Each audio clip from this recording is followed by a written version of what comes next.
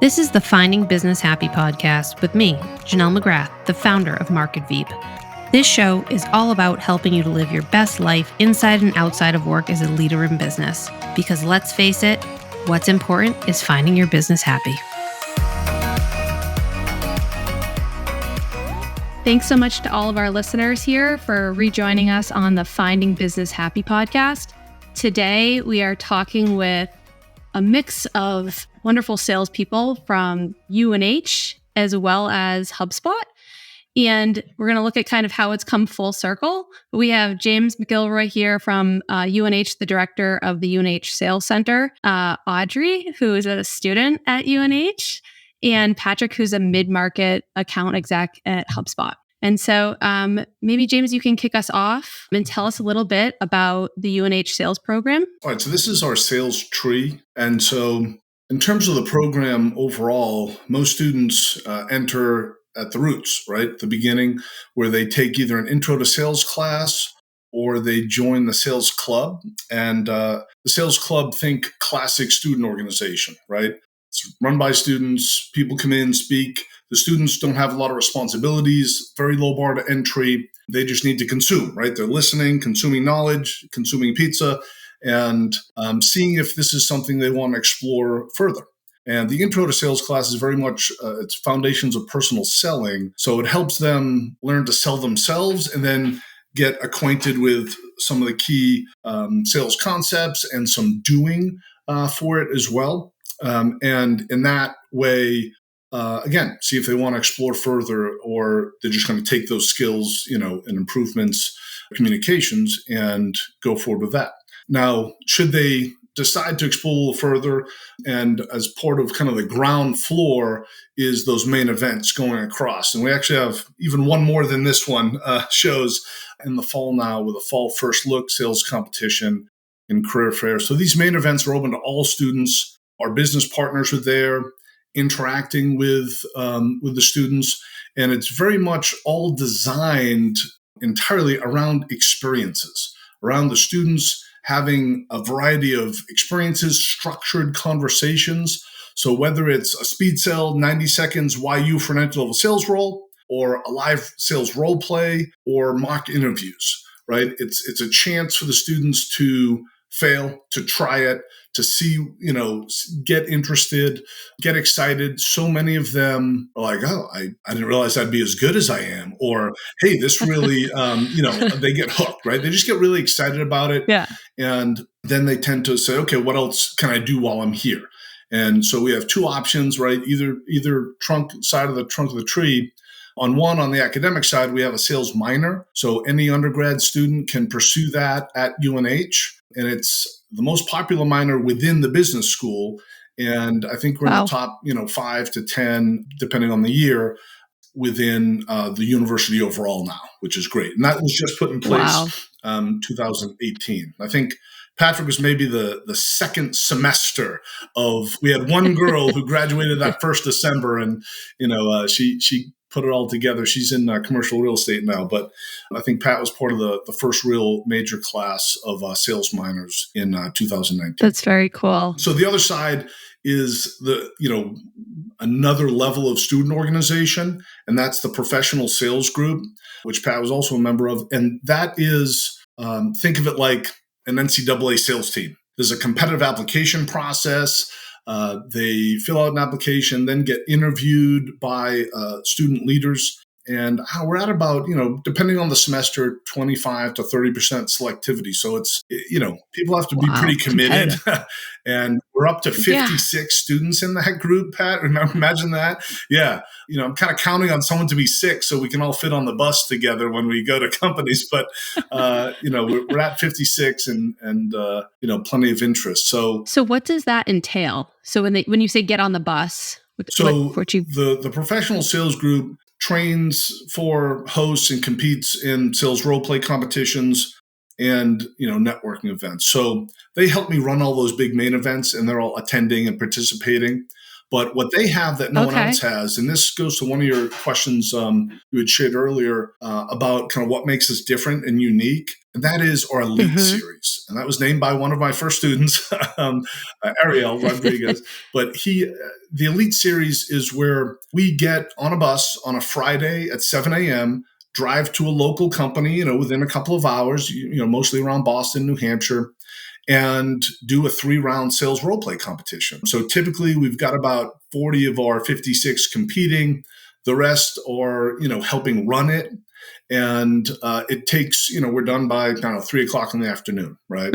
Everybody does a cold call. Everybody a cold or warm call. Everybody does a discovery meeting, and then it down selects to usually like the top 8. And we have 2 finals rooms of 4. Takes about an hour to go through that, and then we end up with 2 winners each time. So It's neat because they get to distinguish themselves just by making a final. Then obviously if you win one of these, you're in a pretty select crowd.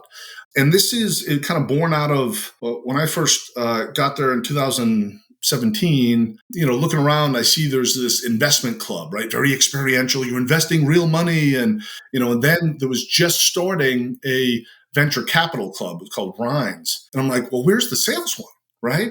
And I had students, we'd go down and compete at the Northeast Collegiate Sales Competition at Bryant, and they're like studying the case on the bus, right? And then maybe we'd have one competition a year.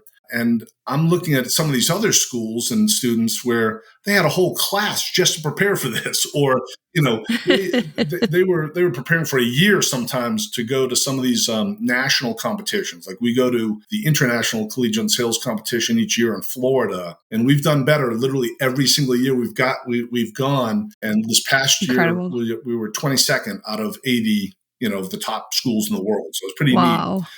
So the pressure's on because each year it's like, how do you get better from there? So we got to crack that top 20. I suppose we could slide in at 21, but we're going to go for the top 20 this year.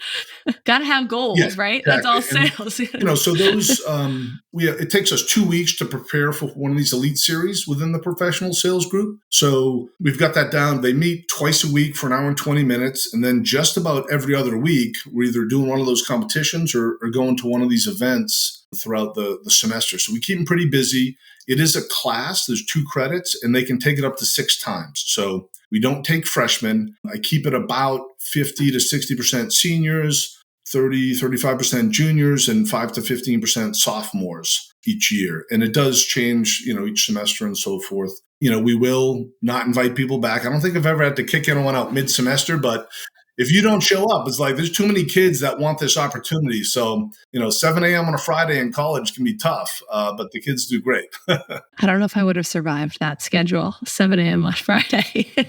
It wasn't easy. We have a live survivor. It is possible. It is possible, but it's not easy. Well, I think also to your point of like what makes it different though, and James, I think you hit the nail on the head, is there's so many experiential opportunities in education. Like if you're working, not even in business, just outside of business, there's so many hands-on things that you can do. And I stumbled into a sales internship, and then I met James. And James, you probably still know the number. I don't remember what it is off the top of my head, but like there's a certain amount of people that were graduating from UNH, not even in the business school, that were touching sales. And that's when I realized, I'm like, this is something that I can start getting good at as I figure out what I want to do with my life. Like, I don't know what I want. I like talking to people. I like learning. I like solving problems. This seems like a good fit. And then from there, it was kind of like, well, I can actually get better at this. Like, this is a skill that's coachable, teachable, and learnable.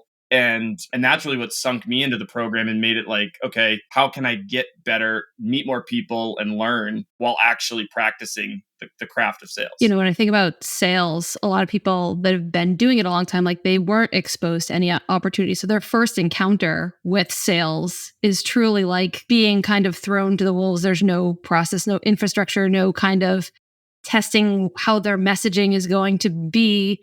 And so that's one of the things that I really love about the program is the ability to test all of these different types of sales engagement. And I think it's just an incredible opportunity. Yeah. And Pat, hit the nail on the head describing really the fruits of this tree. They're building skills and experience. They're building their networks. A lot of them become connectors, right? They're helping others get jobs and internships. I've already had many students for their sort of second job is with a company they met while they were at UNH as well, right? Or third. That's awesome. Of course, the jobs and internships are a very real and hard benefit that comes out of it as well for both sides, right? It's like making a market, right? When I first started, it was all about making promises, and I'm like, I don't know if it's going to work. And I had people in administration like, oh, why don't you just do that part next year? I'm like, no, you don't understand. I told all these people, like, hey, there's going to be a lot of cool companies. Then you tell the students, then you tell the companies, there's going to be a lot of great students. Like, you have to make it work and get that commitment. And that's where, the structure and having the ability to, like, I coordinate the sales minor. I help, I'm the faculty director for the professional sales group, and the sales center allows me to make sure that all the pieces are working well together so that everyone's happy and everyone's benefiting. Yeah. What would you share a little bit about the competition, the door knocking one? I thought that was like such a creative way to experience being forefront with people, and what that experience is like to Audrey from your side, and Patrick from like the experience of being on the flip side. Oh yeah. I mean, for me, it was like my first kind of like the class itself was like my first real hands-on experience with sales. And when I remember when I first day of class, James, was going through the syllabus, and I was like, whoa, that's intimidating. And, we had a few people drop the class. It's not for everybody. But, there was so much preparation that went into it. Like James said, that class is to prepare you for it. And the day came around, and, I have to say I have a bunch of friends in professional sales group. Like James said, they're the ones making the connections. They were walking me over to companies. Let me introduce you to this person that I worked for last summer. It's a really great environment to be in. It was really supportive. And, we did a bunch of practice leading up to it. And after the first role play, I was like, wait a second, you get hooked. You get hooked right into it. And I was so excited for the next. And I'll even add to that is I've been in, because I was able to join pretty early on in school and become not only a student, but then an alumni, and part of that connector program is at my last employer. I was even able to come up for the competition on the opposite side. So I've got to sit there as a student competing, as a student helping to run and organize the event, and then as an alumni judging and like watching the new talent come through the school. And it's just absolutely no surprise to hear how big it's getting and how much more success that they're having. And success can be defined in so many ways, whether it be by just ranking competitions or with kids going to really cool companies like all over the place right out of school. UNH is in a really competitive market because there's so many colleges in the Boston area. UNH isn't really directly in Boston, right? So having all of these connectors, in my opinion, is the coolest part, is because now I can even go back to these events as an alumni. And like James said, whether I'm looking for future career development or I'm trying to bring in talent to my current role or anything in between, just catching up with friends, like you can really find kind of that mix at these competitions of there's something there for everyone, no matter where you're at. And I found just as much value in going as an alumni as I did in a student, just in a completely different way. Just you get new experiences and stuff. So the competition and this UNH sales competition is like, I think should be a fundamental check mark on everyone's kind of UNH experience, because you're going to use sales in every role that you have, and getting uncomfortable pitching something to someone that you don't know happens every single day, whether it's in work or in your personal life. So I think it was just such a cool experience to be a part of. It's really cool to see how it's grown, and it's been really fun to like witness it from all lenses. Can you guys share like the nuance of like, because I had seen a picture of everybody kind of all lined up, ready to door knock, what that actual, like what it feels like and what that experience is? Yeah, so it's like you have 10 minutes to do it, and you get a little bit of help. So I think, what was it, James? Like last 2 minutes, you get a knock on the door. Yeah, there's a warning knock. Yeah. No pressure. Yeah. Well, like if you're still building rapport 8 minutes in, you better hurry up. Yeah, but send a friendship bracelet. Yeah, it's really well structured. You kind of know what you're getting into, obviously. So everyone lines up, that timer started at 10 minutes and you walk in and you just start immediately. And there was, one role player in the room and a judge in the room. And I think that was the weirdest part for me is I was like, oh, there's just a person sitting there judging me. Great. But I have to say, like, the feedback is so constructive. I'm sure James can touch on it a little more, but you're essentially given like a rubric. And so it's really, when I received my feedback from the judge and the role player in the room, it was really helpful because obviously you have that second round. So there's the first round. And then if you don't make it to the second round of the competition, you go into a wild card round. And it was really helpful to get that feedback in the first round to then apply it to the second. So I was able to actually correct myself, which was really nice. Amazing. Yeah, we want them to get right back on the horse, and do that. I think the idea of feedback is so important. And a lot of our students, especially the professional sales group students, but all of them, they'll get pissed if someone's like, oh, good job. And then they don't win. They're like, that's it? Like, you're telling me good job, but you didn't, I didn't win. So either I win or you tell me how I can do better, right? Like, they get pissed.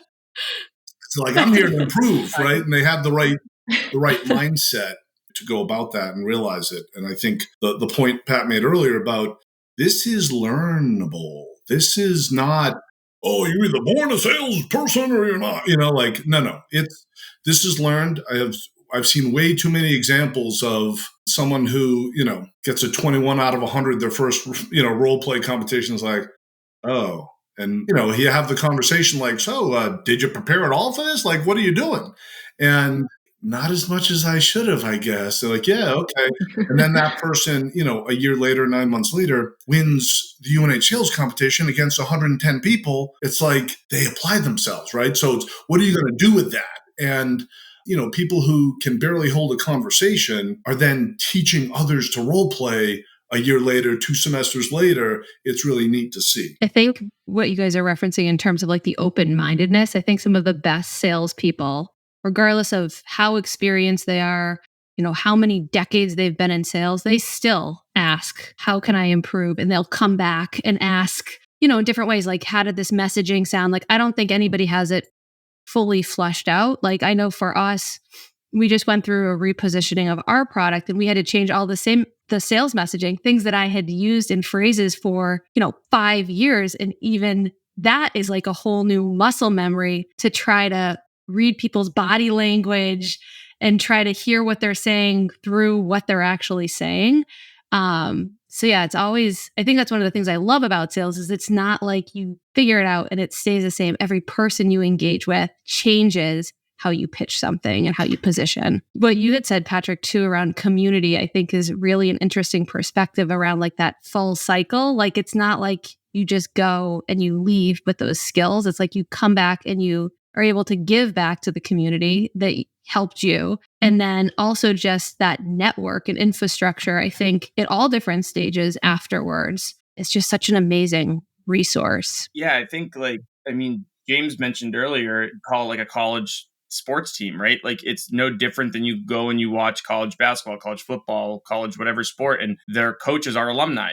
Their resources are donors who went to the school, right? Like, you build out this network, and this program is no different. Like, the stronger connections you make with the corporate sponsors, the more likely you're going to get students to work with those sponsors, engage with those sponsors. That's going to help them because James knows what, like, through feedback and conversations, he knows what students are looking for. And being able to connect them is just going to increase the likelihood of them wanting to connect someone else. And then all of a sudden you have this massive network of people that, it's been 5 years since I graduated school. And I'm sure there's probably 5,000 people that I'm indirectly connected with through UNH Sales at this point, just because of how many people are touch the program, even just one day, like one time. There's so many layers to it. And like, it's really cool. And I think the biggest thing that I found helpful when I was in school was this, maybe it was, a notch more of confidence in getting and networking for internships and jobs.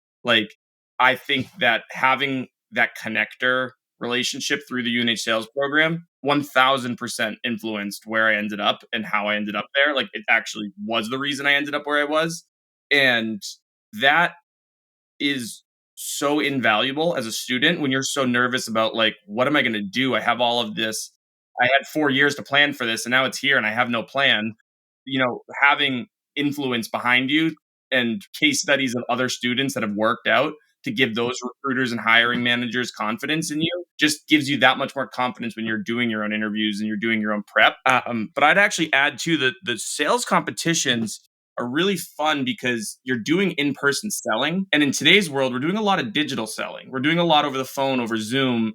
And I still have done nearly all of my interviews to this day in person. Like most companies are still trying to fly you in to meet you and talk to you. And that, I think, is one thing that is immediately applicable to everybody. Even if you don't go into sales, if you go into finance or accounting or whatnot, you still got to go and knock on a door and say, hi, I'm here for my interview. And you got to pitch yourself. And like having the experience, like Audrey was saying, of standing outside the door, like waiting to go in, like you need to learn how to like calm yourself down and like get right into it and cover everything you need to cover in a set amount of time. And whether it's selling something or selling yourself, there's just so many different ways that you could find value in doing the competition and being a part of the program. Yeah. I mean, to add to that too, to what you said around, no matter what role they go into, even if it's not a sales role, that sales skills are so applicable to any role, right? Like it's still a people interaction. One of the things that I found so incredible when you called Audrey, like your phone skills are, I mean, we could just clone you. 100 of you, incredible phone skills. But I mean, and just like the responsiveness, the follow-up protocol that you guys have. But then when we arrived on campus, how all of you came out and shook all of our hands. It was such an inviting experience, super professional, polished. It was just amazing. Yeah. And I have to say you came on like the best day possible because I think there was like 5 different events going on in Paul. I was mesmerized by the mascot, the food, the mac and cheese that kept walking by. They were making flower pots out the window. I was like, what is going to come out of that? If there was not a better day to get the full glimpse of what our business school looks like. Yeah. Very fun. A very fun place for sure. But yeah, no, I mean, I think through the class, we were able to do a lot of preparation for that call. Like there was weeks that went into kind of planning that, and big part of that project was to give us the ability to like write a script, be able to do that on our own. I mean, that's kind of like tying together our whole final project with all of those skills. And so, but I appreciated so much when I called you because you were like, I have to say, like, you're so good at this. And it was nice to have that reassurance though, because as someone who hasn't done this so much, I think we talked about it, like, you never really know. And it's nice to hear that people appreciate that because especially like I'm an economics major. So for a while, a lot of the jobs I was looking at was more finance. And it was like, they don't care about your personality. And I was like, okay, where do I draw this line of, showing my personality? And that was a lot of the feedback I got during the sales competition. And they were like, it's okay to be enthusiastic. Like you can show that side of you. And I was like, no, you're right. Like I'm not doing that. And so through all of that, like I've kind of realized, okay, like it's a good thing. It's positive. Yes. The more you can be, I think, yourself in your sales conversations, the more consistent and the more you fine tune your own voice in how you sell.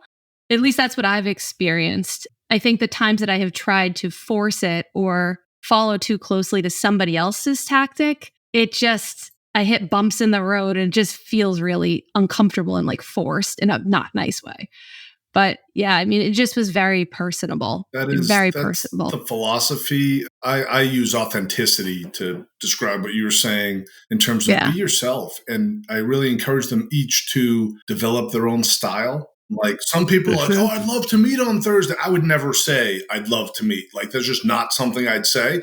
But some people will do that. They'll, their opener on a phone call, I would never say, but that's okay because it can work, right? It's a didactic. There's multiple people involved. So, be yourself, but there's some sense of psychology and really understanding the other person's perspective. And Audrey, what's the biggest thing I say?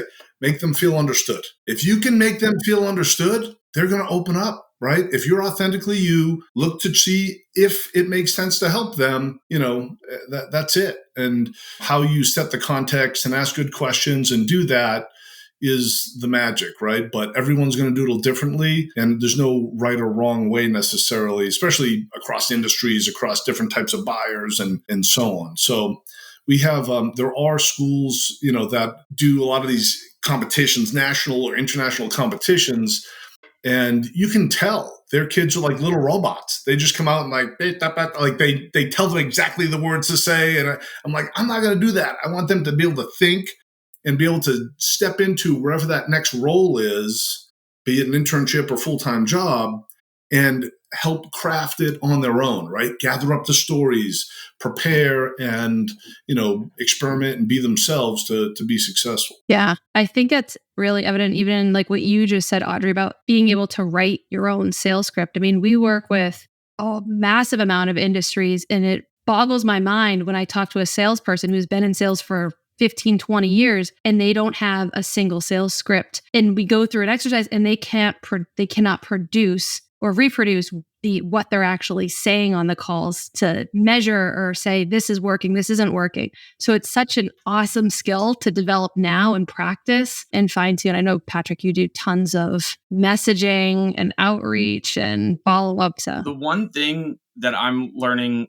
I forget, someone mentioned this earlier, is that like we're always redefining our craft. And like, I think a lot of times, maybe once a year or so, it's like, okay, let me get back to the basics again. And let me like realize that I'm overcomplicating this, or I'm talking too much about my product, or I'm too excited about the problems I can solve for the customer that I'm not letting them even realize that they have problems. And so one of the things that I've been working on lately with my team is we've been saying like over and over, there's no consistency in any sales calls because there's going to be new people and new interactions and new emotions. But there is one consistent thing, and it's you, right? If you're selling, you're going to be on every call that you're on, and you're the only consistent factor. So like bringing your authentic self and bringing your vision to that, like, yeah, you got to be nimble and work with industries and different personas, but like ultimately you're the only controllable in the process. You could get someone who's having a great day, having a bad day. You could get someone who understands your product already, has no idea who you are.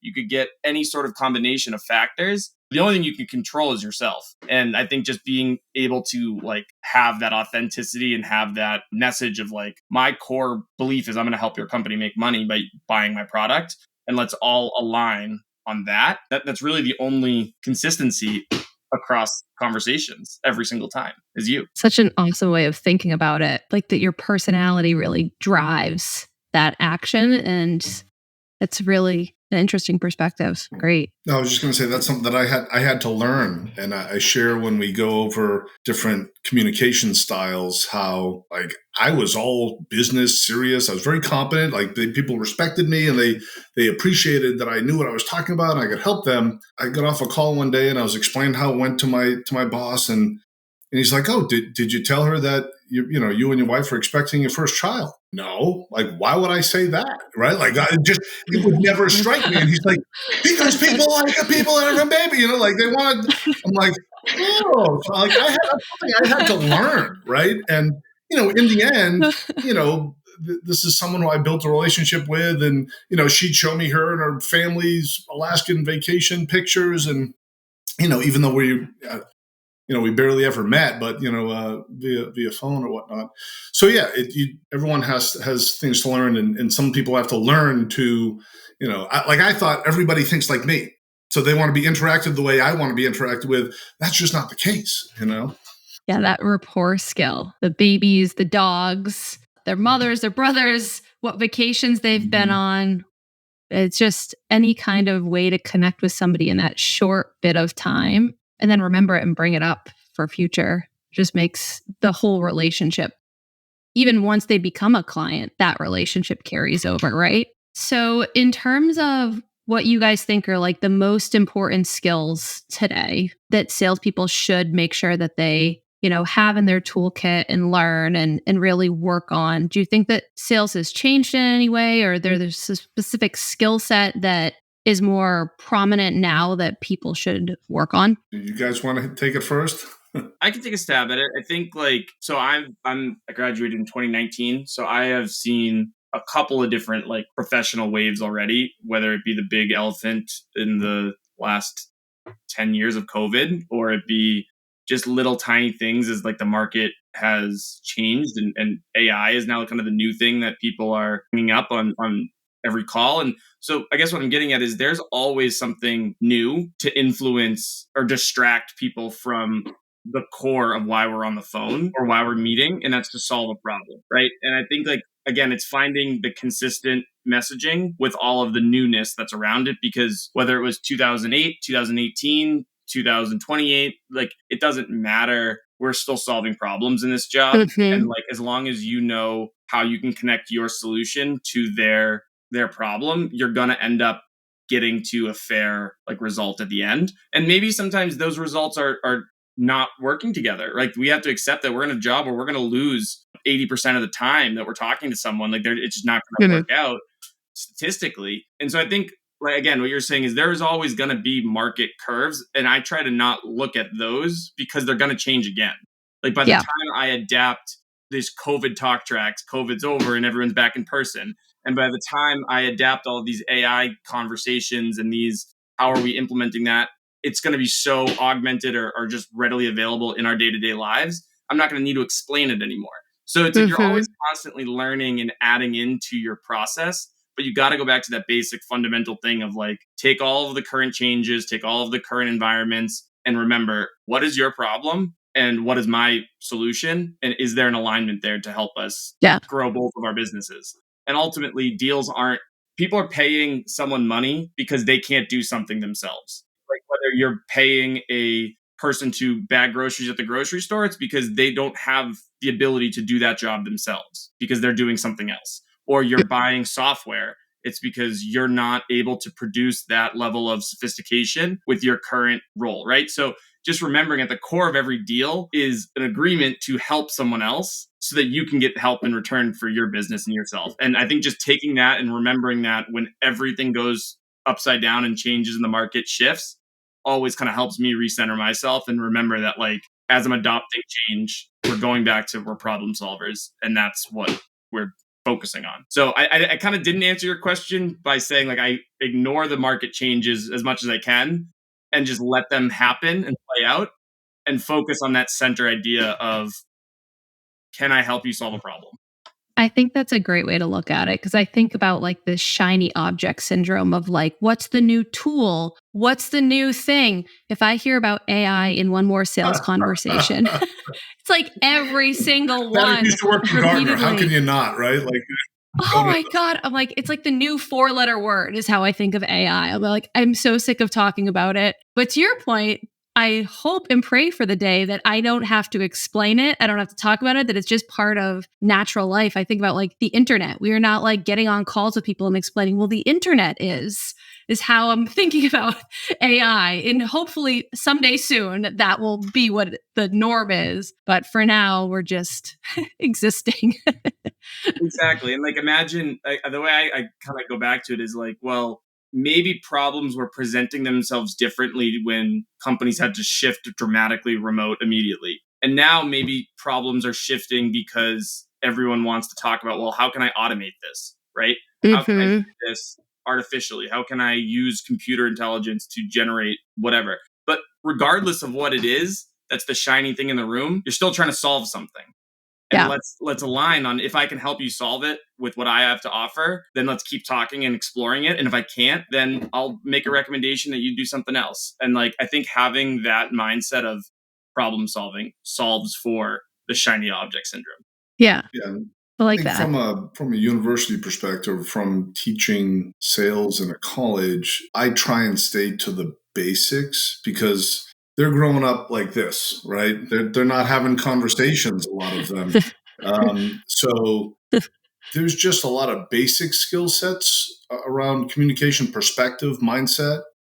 Almost everybody thinks sales is saying what you know about your product, like when they first start. That's just, you got to break that real quick. So just understanding the value and how it works. There's plenty of different skill sets. I think where a lot of the changes come into play is, okay, leverage some of the different channels, be it social media or whatnot, incorporate that and there are options for you as you're trying to get people's attention. as you're trying to engage with them throughout a process, or keep in touch with them if it's not the right time yet, but it will be at some point, right? So those are potentially different kind of skill sets and things. We go over a lot of tools and just knowledge that, especially in advanced sales, that there's a lot of tools. There's going to be more tools, but ultimately they need to be helping you decide which companies to go after, who in those companies to go after, how do you reach them, and then actually get their attention, qualify them down to people you might be able to help, right? That's that, I call it extreme competency in what they do, right? So why so many salespeople didn't start out as salespeople, they end up after 10, 20 years doing something, then selling back into the position that they had because they know it so well, right? So, to understand obviously your portfolio and make that, that vision match on a solution of how to, solve their problem, as Pat said. So, there's just a lot of the basics that they need to get. I don't spend a lot of time on the latest product or, product feature knowledge, because that's the one thing companies are good at teaching their employees is everything about their products or services, right? You just got to know when to not, show up and throw up everything you just learned in that class about this XYZ product, right? That type of thing. So, yeah, it's try not to jump ahead. There are programs that do that more, and Hogue is AI in sales education, and how is AI changing sales? I mean, when Pat was still in school, it's like all SDRs will be gone in 5 years, right? Well, it's been 5 years; they're not all gone, right? I don't know about you, but I can tell when it's a bot on, for the most part, on an email, right? Like not. I had one the other day that put together this whole thing. It clearly scraped my LinkedIn profile and our about page. Scraped all the information, said, rah, rah, you're doing a good job. And then at the end, it said, this is our product. If you're interested, reach out to me. And then it had a PS at the bottom. And it said, this was written with our AI generator. And I was like, you don't say. No surprise. It didn't sound like a human in any capacity. So I'm not fearful that AI is going to replace any, salespeople. It just, no, it's not going to work. And that was the biggest emphasis in our class, is that this is always going to be skills that you're going to be using. You're not going to replace, a robot's not going to replace you, because people want this human interaction. They look for it. That's what leads to success. To feel understood. Here's an example of not selling, but why sales is important is I'm personally going through the process of trying to buy a house right now. Buying a house, there's so many times I need to sell myself to get a better interest rate. I need to sell myself to get a better rate from my realtor. I need to negotiate things that I didn't even realize I was doing. And I'm trying to position, well, hey, my fiance and I have this credit and we have this amount of money to pay, and we can change with this amount of down payment and this amount of monthly, whatever. These are all concessions that we're offering to make them aware of our situation so that they give us a better deal. And that's, AI is not going to replace that. They're not going to be able to do that. These skills, whether the industry looks different in 100 years or not, doesn't matter, because the skills we're learning, as long as people are around, are going to be fundamentally important. Is how can you articulate your story in a way that connects with the person that you're trying to When you finally find your house, you got to write a letter to them. Every house we've bought, they told us, has been the deciding factor at the end. Say we want to, raise our family here. I grew up here. I mean, report through a letter of somebody you've never met, and you pour out your heart and soul, and you're like, okay, let's see if it works. It's very difficult right now. It's good advice.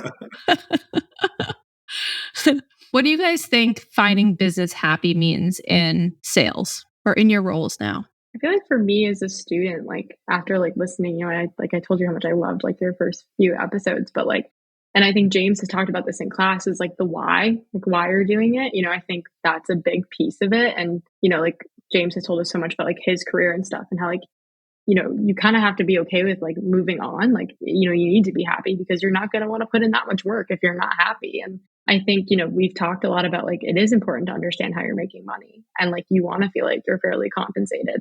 And, I enjoy how open our conversations were about that, but like, I think as a student, as someone who's job hunting, it really is just like enjoying your role and feeling appreciated by others around you. And, we've done like, I had to interview a few people through informational interviews. And I even got to talk to people about kind of like the difference between like a startup and like a bigger company that's gone public, and how like the sales within a company is so different once it goes public. So even just like having the opportunity to understand like how you're treated as an employee, like the initiatives that the company is taking, like I think, I've learned a lot about kind of understanding all different aspects of it. That's wonderful.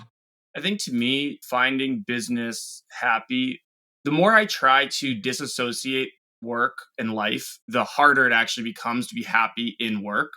And I know that's kind of the opposite of most people's advice. But for me, my work funds my life. And so if I'm not happy in my work, it's going to make me negatively happy in like my personal life, because my commission checks aren't going to be rolling in, and my mindset's going to be, I'm going to come home from a long day of work and be mad and frustrated. So it's actually appreciating the interconnectivity of your life and work, while like leaving some of that work baggage at work, of course, but also just knowing that like you need to be mentally prepared and sharp and just engaged to be productive and like do good work, right? So I think just like appreciating and understanding that everyone's situation is a little different. It's actually very different, and making sure that you're your best self every day, like in your own life, is going to help you be happier in business. And being happier in business is ultimately going to make you happier in your own life. Because James, it doesn't matter if you're teaching, Janelle, doesn't matter if you're running a business, or Patrick, if you're selling, or Audrey, if you're a student. If you take your personal life and your work life and you completely like don't let them and see the intertwinements of it, they're going to start intertwining negatively. And so just appreciating that. And I think realizing that there's some stuff I need to bring home and I need to continue to do and think about and live with. And there's some stuff that I need to leave at the door and I need to separate. But it's more just defining the intertwinement, I think, between work and life, and having real specific roles for all of those emotions and all of those thoughts and feelings. That to me is how you get to like business happy. And that's how you get to being like, I might have not had the month I wanted or the week I wanted or the quarter I wanted, but I'm going to attack this new period with the same level of energy and attitude, because I have these defined thoughts and feelings of like when to pull these different levers and get myself to that business happy level. I think that's a great perspective. I think in 1,000% agreement. I think it's all about intersection. When I hear people say work-life balance, I think of like the scale, and one is clearly on one side and one is clearly on there with like a clear divide, but they never actually like touch, right? But in life and in business, like to your point, like you have to be mentally really strong on both sides and mirror some of those activities over. Because if you don't, it's just, there's such a vast disconnect that it does become to negative influence the other. I just thought of this, your example, the balance, like it's that is how I think 95+% of people probably would think about it. But work-life balance is way more like a Venn diagram. It's like you've got your personal life and you've got your really specific work tasks, and those aren't really going to intersect. But like there are a lot of your compensation, for example, or your plans for that weekend or that evening, or there's a lot that are going to intersect. And I think just allowing them to be defined and know what goes into which part of that, like that equation, is super helpful in being fully present and happy and intent in all facets of life. I find that I end up understanding more about myself as a human too, when you start thinking about like how they interconnect or how it makes you, how it influences your mood, for example, when one thing in one side of your life touches the other. Getting text messages, work text messages when you're on vacation, or, you know, late night getting an upset email, those types of things, and like how to set boundaries. It also helps influence like how to really make sure that you remain in kind of this happy state, regardless of which side you're existing in. There's a lot to that, to unpack with all, you guys covered a lot there. It's great. So I think finding business happy to me would be kind of an attitude, a perspective that you bring to it. And is it going to be positive? Right. And I really like that Audrey brought this up and Patrick touched on it as well. I call it the Wolfpack theory, right? I start with this inner circle, and that's you. And you have to get yourself together. You got to understand who you are, what you want, and to Audrey's point about believing in your product, believing in that, that's all super important. But until you have your own act together and you know who you are and what drives you and why, and until you have that confidence, it's hard to help the next circle around that, which would be your family. And then it's your community and your friends, and it's your town, it's your country, it's the globe, right? It's aliens. I don't know. You can expand out from there in terms of having a greater influence. But if at the heart of it, you're not really sure who you are, or if you're doing the right thing or not, or if you're living in alignment with your values and goals, then it's really hard to help other people. It's really hard to have a bigger influence. And so I think not just for life, but that goes at the heart of a salesperson, because if they're too attached to like desperate, right, commission breath, we got this sale, right? That's going to come across versus I'm authentically coming like, if I can't help you, I want to move on as fast as possible, that's a big one for me in terms of, bringing your positive self. I mean, in terms of boundaries, like, for example, I remember I used to work 10 minutes away from my house, and I thought, all right, I'll come home for lunch every day, right? With my wife, that'd be great, the kids. And I realized that's not a good use of the time going back and forth. And instead, I decided, okay, I'm going to come home by 6 every day. And then that phone stays in the cubby down in the cellar. Doesn't come upstairs. Don't turn the computer on or anything unless the kids are in bed, right? And so then I might turn the computer on or whatnot. So I had to set, like, everybody finds their own boundaries and like what makes sense and what works for you in terms of that balance. And that's why I wasn't a great analyst, because I was too much of a perfectionist. I would be like writing a report, and I stayed up one time like 48 hours straight. Right? And I'm like, this isn't that healthy, And with sales, I just had to be like, I got to cut it at the hours and then, go from there in terms of finding that balance and, being in a positive place. I mean, and you do have to, there are hard decisions you got to, right? Like, I've had to lay people off. I've had to fire people. I've had to not invite people back into the professional sales group, right? Like, it just, but I feel like holding people accountable or having honest and open conversations and being transparent is the important part for them to be able to kind of learn and grow from it, and what everyone's owed. And I've had plenty of people that went on to do great things, right? It's not like they were a bad person. Yeah. It's like just might not have been a good fit for the role or the time of their life or what it was. I'm going to steal that hack for putting my phone. I'm going to try it this week and see how I do. If I can be accountable to myself. How do people get involved with this businesses and Sure. And what kind of resources are you guys looking for support on? Yeah, so we have a formal partner program. We partner with about 30 businesses a year, and it's an academic year long. And we ask for a little bit of money, but really it's coming to those big events is the real investment, I'd say, from companies to interact with the students, share their stories, share their opportunities, kind of help pay it forward. But if you have a bunch of really busy people that see it as a pain to go interact with college students, it's probably not the program for you. It's not transactional, like, oh, give us $500, come in, swoop in for a day to a career fair and grab some hires. We look for businesses that want to go for the longer haul, that are looking to build a brand and a reputation on campus. So usually they're growing or they're big enough where they know that they're always going to be hiring, at least a couple a year. I think so. It would www.unhsales.com is a great place to kind of just see what we're about a little bit. And then there are forms on there for alumni, for students, and for businesses. Otherwise, just reach out to me because I have companies all the time reach out to the students, try and set up meetings with all the students and stuff. Oh my gosh. They always come to me. Well, in the resources section of the podcast too, we'll drop your LinkedIn, any links that you want so that we'll push them all out for you. Sounds good. Yeah. Well, thank you guys so much. You've all been wonderful. I loved hearing all your stories. Thank you for attending and listening to all of those podcasters out there listening in.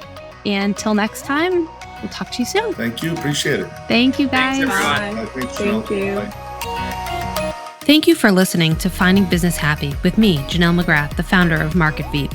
If you want a roadmap to finding and keeping your business happy, download our free guide now at marketveep.com/happy.